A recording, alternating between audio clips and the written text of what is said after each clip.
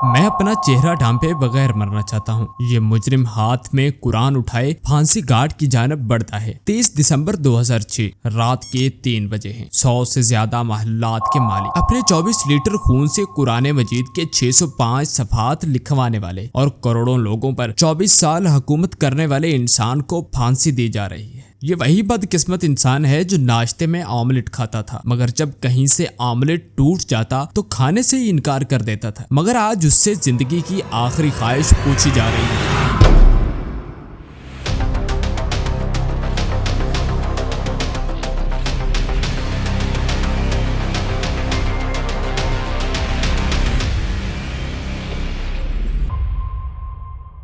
ये दर्दनाक कहानी है इराक के साबिक सदर सद्दाम हुसैन की, जिनको अमेरिका के कहने पर फांसी पर चढ़ा दिया गया था। इल्जाम था 148 अफराद के कत्ल का। 23 दिसंबर 2006 को सद्दाम हुसैन को सुबह 3 बजे उठाकर बताया गया कि उन्हें कुछ ही देर बाद फांसी दे दी जाएगी। सद्दाम को ये सुनकर हैरानी हुई, क्योंकि वो ये समझते थे कि उनको फांसी नहीं दी जाएगी। वो खामोशी से जाकर नहाए और खुद को तैयार करने लगे। इनकी फांसी के लिए ईद उल अज़हा का दिन मुकर्रर किया गया था। सबसे ज्यादा हैरान कुन बात यह है कि उनको सरेआम आम आवाम की मौजूदगी में फांसी दी गई। जब उनको तख्तेदार पर लाया जाता है तो वो दरूदे पाक पढ़ रहे थे। फांसी के वक्त उन्होंने अभी कलमा शहादत आधा ही पढ़ा था कि उनके पाँव के नीचे से तख्ता खींच दिया जाता है। एक ऐसा शख्स अगले जहां चला गया जिसने 2 मुल्कों पर हमले किए थे और अपने मुल्क के अंदर ताकत का बेतरेग इस्तेमाल किया था। आलमी ताकतों की आंखों में आंखें डालता रहा, मगर फिर खुद ही आलमी साजिश का शिकार हो गया और फांसी पर अपनी ही आवाम जश्न मनाती रही। सद्दाम हुसैन के जाने के बाद आज तक इराक में अमन नहीं हो सका। हर तरफ बमबारी और बदअमनी है। एक वक्त था जब तेल की दौलत से मालामाल मुल्क का सरबराह सद्दाम हुसैन था। हर स्याह सफेद का मालिक था, यहाँ तक कि उनके मुखालिफिन नाम लेने से भी डरते थे। सद्दाम हुसैन 28 अप्रैल 1937 को इराक के एक छोटे से गाँव में पैदा हुए। सद्दाम की पैदाइश से कबल ही उनके भाई और वालिद का कैंसर से इंतकाल हो गया। 20 साल की उम्र में सियासत में कदम रखा और बिलाखिर 16 जुलाई 1979 को सद्दाम हुसैन इराक के सदर और आर्मी के जनरल बन जाते हैं। इक्तदार संभालने के 6 दिन बाद सद्दाम हुसैन ने अपनी पार्टी के 70 रहनुमाओं पर पार्टी के साथ गद्दारी का लेबल लगाकर कत्ल करवा दिया था। इसके बाद 1980 में सद्दाम हुसैन ईरान पर हमला कर देते हैं। जवाब में ईरान के इनकलाबी लीडर इमाम खुमैनी इराक पर हमला कर देते हैं। ये जंग 8 साल तक जारी रहती है और दोनों इतराफ से 12 लाख लोग मारे जाते हैं। 1988 में ईरान से जंग के खात्मे के बाद सद्दाम हुसैन 1990 में कुवैत पर हमला कर देते हैं और इस छोटे से मुल्क पर कब्जा जमा लेते हैं। इसके बाद अमेरिका अपने इत्तेहादी ममालिक के साथ मिलकर इराक पर हमला कर देता है और चंद ही दिनों में इराकी फौज को तहस नहस कर देता है। जनवरी 2002 अमेरिकी सदर जॉर्ज बुश सद्दाम हुसैन का तख्ता उल्टने का ऐलान कर देते हैं और इल्जाम ये लगाते हैं कि इनके पास दुनिया को तबाह करने वाले हथियार मौजूद है। चनाचे मार्च 2003 में अमेरिका इराक पर दोबारा से हमला कर देता है और महज 25 दिनों में सद्दाम की हुकूमत खत्म करके अपना कब्जा जमा लेता है। सद्दाम हुसैन फरार होने में कामयाब हो जाते हैं। वो अपने पैदाइशी घर के करीब एक बंकर में छुप जाते हैं, लेकिन इसके बाद उनके सिक्योरिटी गार्ड ने अमेरिकी अफवाह से $2.5 करोड़